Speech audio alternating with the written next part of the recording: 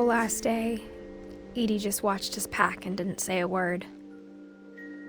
Until supper, when she raised her glass and said, "To our final night together, and all our final nights apart."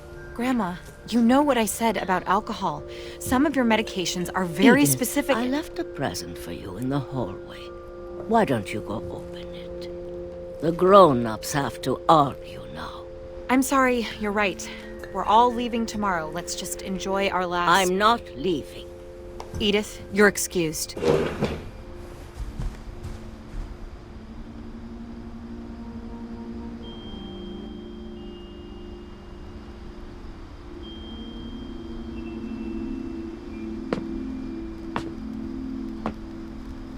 The power had been shut off that morning, but Edie always had plenty of candles. When my mom sealed the library, I don't think she knew about the other entrance. Or that Edie had a key to it.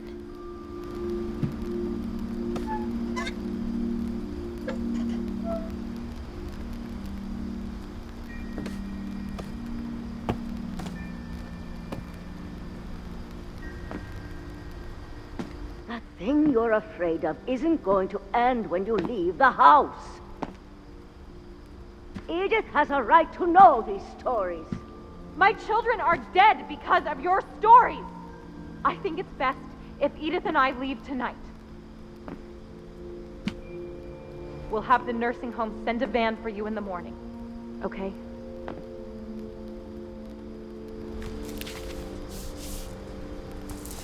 Dear Edith, there's so many stories I wish I could tell you, but there's only time for one. This is about what happened on the night you were born. That night, the tide went way, way out. It was the first and last time I ever saw the old house aground. There'd been an earthquake out in the middle of the ocean. They called it the lowest tide in 1,000 years. God, it smelled awful. You know, I've seen that house every day of my life.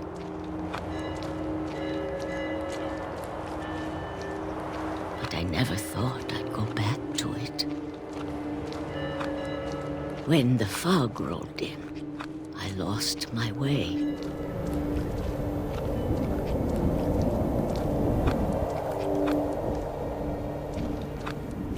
I got turned around.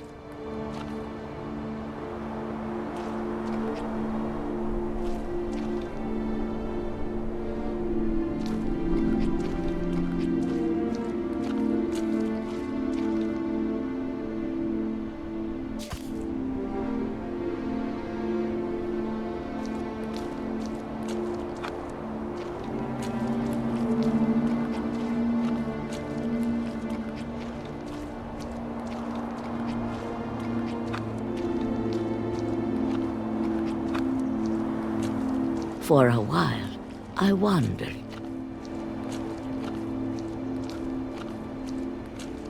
I started seeing things.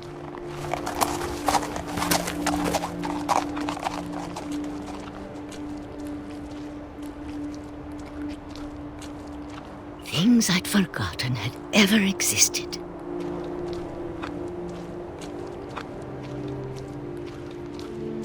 But when I saw them, they felt like old friends. That night, a lot of things came back to me. Or maybe I came back to them.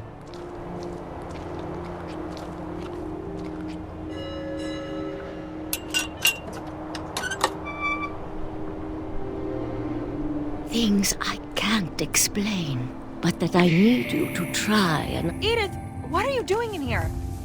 It's mine! Edith! Mom, you're gonna rip it! Let go! I kicked and screamed, but Mom dragged me to the car. I never saw Great Grandma Edie again. The next morning, the van came to pick her up, but she was already gone. After that, we moved around a lot.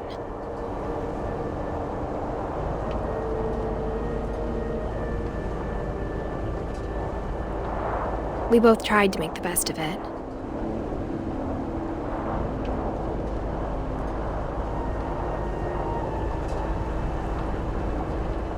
A few years went by.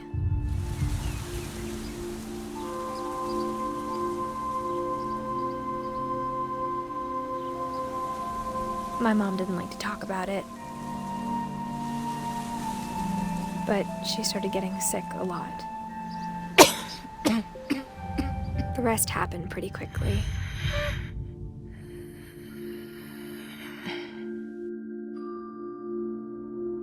She got better for a while, and then she didn't. And then I was alone.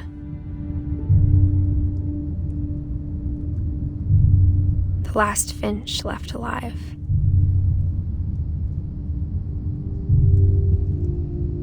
Until I found out about you. I'm still not sure what to tell you about all this. If we lived forever, maybe we'd have time to understand things. But as it is, I think the best we can do is try to open our eyes. And appreciate how strange and brief all of this is.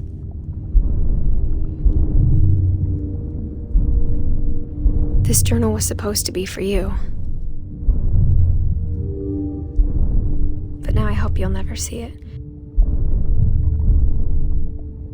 I just want to meet you and tell you all these stories myself. But I guess if you're reading this now, things didn't work out that way.